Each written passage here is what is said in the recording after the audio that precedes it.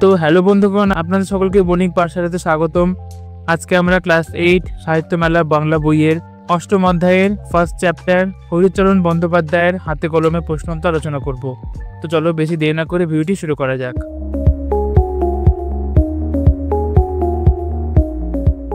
হাতে কলমের উত্তরপত্র 1.1 হীরেন্দ্রনাথ দত্ত রচিত দুটি বইয়ের নাম লেখো। হীরেন্দ্রনাথ দত্ত রচিত দুটি বইয়ের নাম হলো ইন্দ্রজিতের খাতা ও ইন্দ্রজিতের আসর। 1.2 কোন নামে তিনি সমধিক পরিচিত? ইন্দ্রজিৎ নামে হীরেন্দ্রনাথ দত্ত সমধিক পরিচিত। প্রশ্ন 2, নিচে প্রশ্নগুলির উত্তর নিজ ভাষায় লেখো। 2.1 শান্তিনিকেতন বিদ্যালয়ের প্রথম যুগে যারা রবীন্দ্রনাথের আহ্বানে বিদ্যালয়ের কাজে এসে যোগ দিয়েছিলেন এমন কয়েকজনের কথা আলোচনা করো।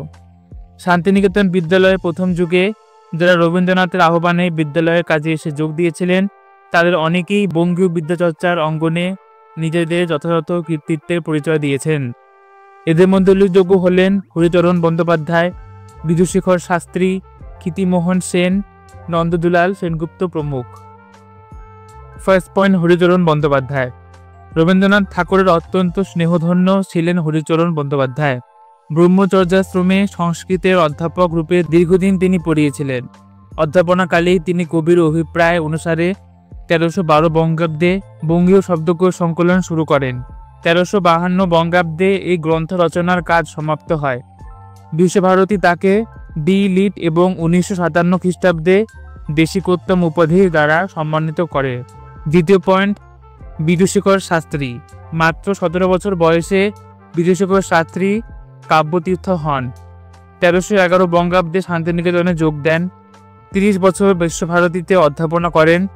এরপর কলকাতা বিশ্ববিদ্যালয়ে যোগ দেন এবং আশুতোষ অধ্যাপক পদে নিযুক্ত হন। তিনি ফরাসি, জার্মান, তিব্বতী, চীনা এবং ইংরেজি ভাষায় অধ্যয়ন করেন। তার রচিত ও সম্পাদিত গ্রন্থের সংখ্যা 17টি, তার মধ্যে 3টি ইংরেজি ভাষায়।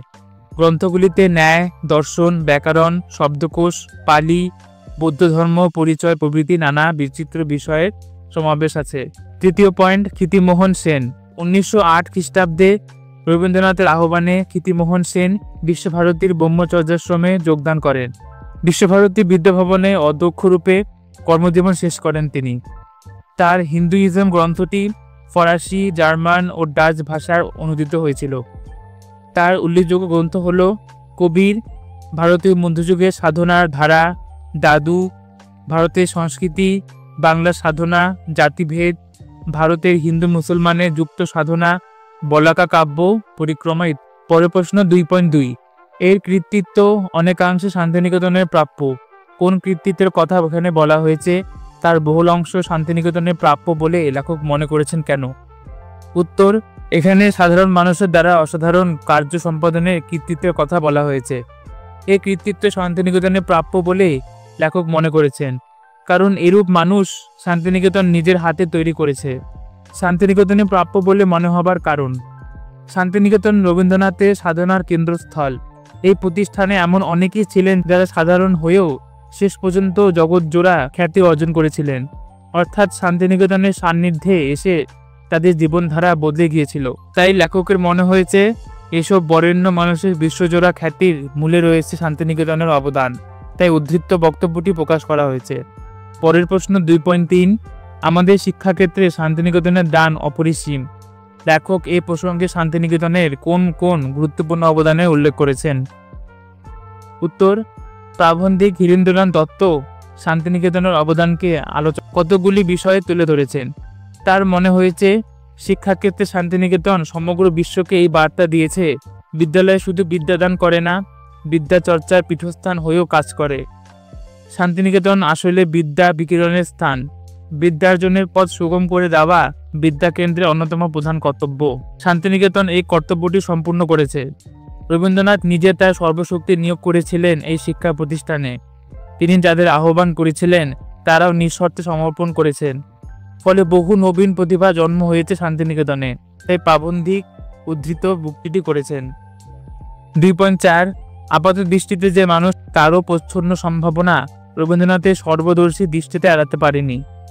লেখক এ প্রসঙ্গে কাদের কথা স্মরণ করেছেন?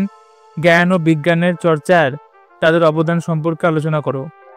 উত্তর, স্মরণীয় ব্যক্তিত্ব লেখক হীরেন্দ্রনাথ দত্ত এই প্রসঙ্গে হরিচরণ বন্দ্যোপাধ্যায়, বিদুশেখর শাস্ত্রী, ক্ষিতিমোহন সেন প্রমুখ ব্যক্তিদের কথা স্মরণ করেছেন। জ্ঞান বিজ্ঞানের চর্চায় তাদের অবদান। রবীন্দ্রনাথ ঠাকুরের স্বপ্নের সাধনপীঠ শান্তিনিকেতনে এসে হরিচরণ বন্দ্যোপাধ্যায় জগতে সবথেকে দুর্লভ এক কর্ম করেছেন। তিনি বাংলা ভাষার বৃহত্তম অভিধান রচনা করেছেন। বিদুশেখর শাস্ত্রী ছিলেন বহুভাষাবিদ। তিনি 17টি গ্রন্থ রচনা করেছেন। 1936 খ্রিস্টাব্দে তিনি মহামহোপাধ্যায় উপাধি পান। সংস্কৃত পণ্ডিত ক্ষিতিমোহন সেন একাধিক গ্রন্থ লিখেছেন। তার গ্রন্থ হিন্দি, গুজরাটি, অসমীয়া ভাষায় অনুদিত হয়েছে। কবির দাদু বাংলার বাউল তার অসামান্য গ্রন্থ। 2-5 এরা প্রাণপণে সেই দাবি পূরণ করেছেন। কাদের কথা বলা, কি বা সেই দাবি? সেই দাবি পূরণে প্রাণপণে তাদের নিয়োজিত হওয়ার কারণ কি বলে তোমার মনে হয়? কাদের কথা?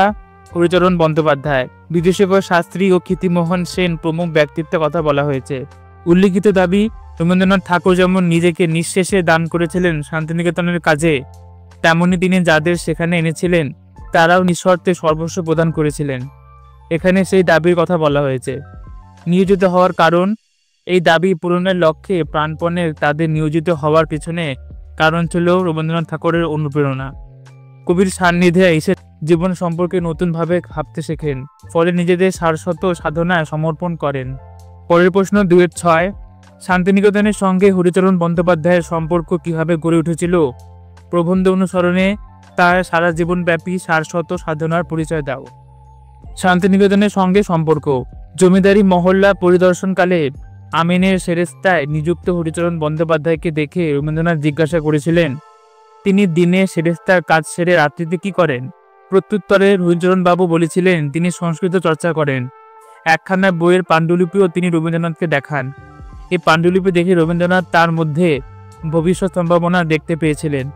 সেই থেকে শান্তিনিকেতনের সঙ্গে হরিচরণ বন্দ্যোপাধ্যায়ের সম্পর্ক সারস্বত সাধনার পরিচয়। 1309 সালে হরিচরণ শান্তিনিকেতনে যোগদান করে রবীন্দ্রনাথ ঠাকুরের একটি অসমাপ্ত গ্রন্থ সমাপ্ত করেন। এরপর কবির আহ্বানে সুবৃহৎ বাংলা অভিধান রচনায় মনোনিবেশ করেন। 1312 সাল থেকে 1352 সাল পর্যন্ত দীর্ঘ 40 বছর তিনি এই গ্রন্থ সম্পাদনা অতিবাহিত করেন। এই মহান কর্মের জন্য তিনি কলকাতা বিশ্ববিদ্যালয় থেকে সরোজিনী স্বর্ণপদক এবং বিশ্বভারতী থেকে দেশিকোত্তম ডিলিট উপাধিতে ভূষিত হন। নেক্সট প্রশ্ন 2-7 রবীন্দ্রনাথের সঙ্গে হরিচরণ বন্দ্যোপাধ্যায়ের ঘনিষ্ঠ সান্নিধ্যের পরিচয় প্রবন্ধটিতে কিভাবে উদ্ভাসিত হয়েছে তা আলোচনা করো। উত্তর, রবীন্দ্রনাথ ঠাকুর তার অসমাপ্ত সংস্কৃত প্রবেশ নামক পুস্তকটি রচনার ভার হরিচরণ বাবুর হাতে অর্পণ করেন। শান্তিনিকেতনে বসবাসের শুরু থেকে বিদ্যাচর্চায় যে উৎসাহ ও প্রেরণা তিনি কবির কাছ থেকে হরিচরণ বাবুর কাছে তা ছিল দেবতার আশীর্বাদ স্বরূপ। এক সময় প্রবল আর্থিক সংকটের কারণে হরিচরণ বাবু কলকাতায় ফিরে যান।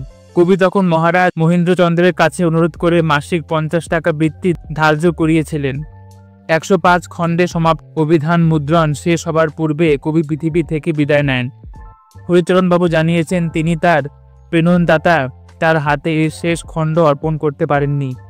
জীবনের 40 বছরের সাধনায় হরিচরণ বন্দ্যোপাধ্যায় যেন এক মহাযোগী হয়ে উঠেছিলেন। হীরেন্দ্রনাথ দত্ত লিখেছিলেন, বাঙালির জীবনে ধৈর্য ও নিষ্ঠার যে অভাব দেখা যায়, সেই অভাব হরিচরণ বন্দ্যোপাধ্যায়ের মধ্যে ছিল না। এইভাবে রবীন্দ্রনাথ ঠাকুরের সঙ্গে হরিচরণ বাবুর ঘনিষ্ঠ সান্নিধ্যের পরিচয় পাওয়া যায়। নেক্সট প্রশ্ন 2-8 একক প্রচেষ্টায় এরূপ বিরাট কাজে দৃষ্টান্ত বিরল। কোন কাজের কথা বলা হয়েছে? একে বিরাট কাজ বলার কারণ কি? কোন কাজ? এখানে হরিচরণ বন্দ্যোপাধ্যায়ের বঙ্গীয় শব্দকোষ রচনার কথা বলা হয়েছে। বিরাট কাজ বলার কারণ, এটি বাংলা ভাষা বৃহত্তম। 37 থেকে 38 বছর বয়সে তিনি অভিধান গ্রন্থ রচনায় কাজে হাত দেন। 1312 থেকে 1352 বঙ্গাব্দ পর্যন্ত দীর্ঘ 40 বছর ধরে 105টি খণ্ডে এই বৃহদায়তন গ্রন্থটি মুদ্রিত হয়। এই অভিধানে বাংলা এবং সংস্কৃত সাহিত্য থেকে বহু দৃষ্টান্ত তুলে ধরে লেখক ভাষার বৈচিত্র্য দেখিয়েছেন। সুতরাং এমন এক দুঃসাধ্য কর্মপ্রয়াসকে বিরাট কাজ বলায়। নেক্সট প্রশ্ন 2-9 হরিচরণ বাবুকে দেখে তার সম্পর্কিত শ্লোকটি আমার মনে পড়ে যেত। শ্লোকটি কার লেখা? শ্লোকটি উদ্ধৃতি করো। উত্তর, শ্লোকের রচয়িতা দ্বিজেন্দ্রনাথ ঠাকুর। শ্লোকটি হলো, কোথা গো ডুব মেরে রয়েছ তলে, হরিচরণ কোন গরতে? বুঝেছি, শরৎ অবধি জলে। নেক্সট প্রশ্ন 2-10, হরিচরণ বন্দ্যোপাধ্যায় সংকলিত অভিধানটির নাম কি? গ্রন্থটি রচনা, মুদ্রণ ও প্রকাশনার ক্ষেত্রে নানাবিধ ঘটনার প্রসঙ্গ প্রাবন্ধিক কিভাবে স্মরণ করেছেন? অভিধানের নাম বঙ্গীয় শব্দকোষ। গ্রন্থ রচনার ঘটনা, রবীন্দ্রনাথের আহ্বানে হরিচরণ বাবু এই গ্রন্থটি 1312 সাল থেকে 1352 সালের মধ্যে রচনা কার্য সমাপ্ত। দীর্ঘ 40 বছর ধরে তিনি অক্লান্ত সাধনা করেছিলেন। অর্থকে সুস্পষ্ট করতে বাংলা ও সংস্কৃত সাহিত্য থেকে বহু উদ্ধৃতি গ্রহণ করেছিলেন। প্রাবন্ধিক স্মরণ করেছেন, গ্রন্থটি মুদ্রণের কাজ শেষ হওয়ার আগে তিনি হরিচরণ বাবুকে শান্তিনিকেতনের লাইব্রেরির গৃহে নিবিষ্ট মনে কাজ করতে দেখেছেন। অবসর গ্রহণের পরও তিনি নিজের কাজে এত অভিনিষ্ঠভাবে থাকতেন যে কোনো মাস মহিনা খবর থাকতো না। নেক্সট প্রশ্ন 2-11, প্রাবন্ধিকের সঙ্গে হরিচরণ বন্দ্যোপাধ্যায় ব্যক্তিগত স্মৃতির প্রসঙ্গ প্রবন্ধে কিরূপ অন্যান্যতার সার এনে দিয়েছে তা আলোচনা করো। উত্তর, প্রাবন্ধিক হীরেন্দ্রনাথ দত্ত ব্যক্তিগত স্মৃতির প্রসঙ্গে শান্তিনিকেতনের একটি ঘটনা উল্লেখ করেছেন। যখন প্রাবন্ধিক শান্তিনিকেতনের কাজে যোগ দেন, হরিচরণ বাবুর অভিধানটির মুদ্রণ কার্য সম্পন্ন হয়নি। সেই সময় তিনি হরিচরণ বাবুকে গৃহে একটি ছোট্ট কক্ষে একমনে কাজ করতে দেখেছেন। হরিচরণ বাবু যেন শব্দের সমুদ্র থেকে মুঠো মুঠো অর্থ কুড়িয়েছেন। অভিধান ছাপানোর কাজ শেষ হওয়ার পরেও তার সাধনা থামেনি। তার কাজের প্রতি ছিল গভীর নিষ্ঠা। জীবনের শেষ প্রান্তে উপনীত হয়েও কখনো ক্লান্ত হননি। তার গভীর নিষ্ঠা, নিরন্তর বিদ্যাচর্চা ও নির্লস পরিশ্রম নিঃসন্দেহে মুগ্ধ করে। পরের প্রশ্ন 2-12, তিনি অভিধান ছাড়াও কয়েকখানা গ্রন্থ রচনা করে গিয়েছেন। হরিচরণ বন্দ্যোপাধ্যায় রচিত অন্যান্য কয়েকটি গ্রন্থের নাম ও বিষয়বস্তু সংক্ষিপ্ত পরিচয় দাও। বঙ্গীয় শব্দকোষ হরিচরণ বন্দ্যোপাধ্যায়ের জীবনের সবথেকে বড় কাজ। এছাড়া তিনি ম্যাথু আর্নল্যান্ডের সোহরাব রোস্তাম এবং বশিষ্ঠ বিশ্বামিত্র, কবিকথা মঞ্জুষা প্রভৃতি গ্রন্থ অমিত্রাক্ষর ছন্দে অনুবাদ। তার রচিত উল্লেখযোগ্য ছাত্রপাঠ্য গ্রন্থ যেমন সংস্কৃত প্রবেশ, পালি প্রবেশ, Byakaran Kaumudi, hints on Sanskrit, translation and composition. Next ও লাস্ট প্রশ্ন 2-13, হরিচরণ বন্দ্যোপাধ্যায়ের প্রতি প্রাবন্ধিক হীরেন্দ্রনাথ দত্ত তার অনুরাগ কিভাবে ব্যক্ত করেছেন তা বিশদভাবে আলোচনা করো। উত্তর, প্রাবন্ধিক হীরেন্দ্রনাথ দত্ত ব্যক্তিগতভাবে হরিচরণ বন্দ্যোপাধ্যায়ের কাছে নিজেকে অনেক ঋণী বলে মনে করেছেন। প্রাবন্ধিক খুব কাছের থেকে তাকে দেখার সৌভাগ্য অর্জন করেছিলেন। গ্রন্থাগারে ছোট একটি ঘরে হরিচরণ বাবু থাকতেন। তখন বঙ্গীয় শব্দকোষ গ্রন্থের প্রকাশনার কাজ শুরু হয়নি, যদিও গ্রন্থের লেখার কাজ সমাপ্ত হয়ে গিয়েছিল। জীবনের সব থেকে মহার্ঘ কর্ম তিনি সমাপ্ত করেছেন। প্রাবন্ধিকের মতে তিনি একজন প্রসন্নচিত্ত ও সাধক মনের মানুষ ছিলেন, আর এই জন্য অকৃত্রিম পরিশ্রমের ফসলস্বরূপ ভবিষ্যতে হাতে তুলে দিয়েছেন। তো বন্ধুগণ, হরিচরণ বন্দ্যোপাধ্যায়ের হাতে কলমে প্রশ্নোত্তর এখানেই শেষ হলো। ডিসক্রিপশন বক্সে ক্লাস 8 বাংলার প্লেলিস্টের লিঙ্ক দেওয়া আছে, সেটি অবশ্যই চেক আউট করুন। আর আপনাদের ভিডিওটি ভালো লাগলে একটা লাইক করুন, সাবস্ক্রাইব করুন, আর এভাবেই দেখতে থাকুন বণিক পাঠশালা।